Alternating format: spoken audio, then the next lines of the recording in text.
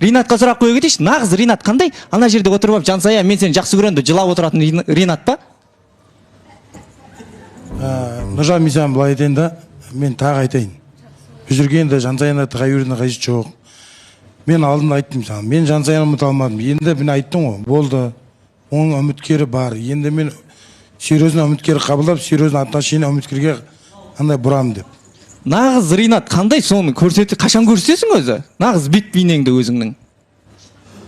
Егер біз келіп тұрған үміткер бірімен жарасып кетсе, сол кезде нағыз Ринатты көресіз. Баласы ханым, айта кетсем бола ма? Негізі бар ғой, бір жыртық тесікке күліпті деген сияқты бір әдемі мақал бар еді, есіме түсіп тұрды. Жоқ, тоқтасай, мен саған қызық бірдеңе айтамын. Тоқташ, микрофонды ала тұршы. Негізі бар ғой, жылау туралы сен айтқаның біріншіден қателік болып тұр да. Екіншіден махаббатқа келгенде ол еркек та қыз да жылай береді, ол нәрсенің ұяттылығы жоқ. Дұрыс, иә. И үшіншіден мен саған айтатыным, сен по идее осы үш құрдас деп айтып жатқан адамдардың компаниясына тек жасыңның кесірінен кіре алмай жүрген адамсың да. Негізі тоже осылармен қатты араласқың келеді. Сондықтан бұл айтып жатқан андайың бір, сен Ринатқа тиіскің келді да, бірақ келіп отырған үміткерге тиістің. Алдында барысқа қатты күліп едің, енді өзің басыңа келді деп күлетін не болып жатыр? Таныстыққа келіп отырған әп-әдемі келіншек, екеуі кәдімгідей тағдырлас, екеуі бір-бірімен танысып кетсе, өте әдемі таныстық туады. Сен Ринатқа тиіскің келіп, өзіңнің басыңа келіп отыр деген әңгімең, Нұржан, қате болды. Сен обычно ондай әңгіме айтпайтын жігіт едің. Сондықтан да сізде бір-бірлеріңізге сөйлеген кезде, сәл бір-бірлеріңізді ашумен сөйлеп тұрсыздар, тиісіп сөйлеп тұрсыздар,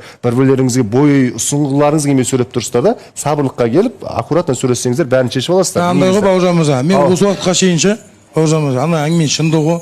Мен Жансаяны көру үшін, мен сағат 10:30-да келіп алатын осында.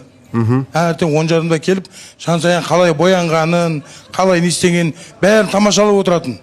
Міне 2 күннен бері мысалы, Бауыржан мырза, мен келмеймін өйтіп. Жансая боянып жүріп өтіп кетемін.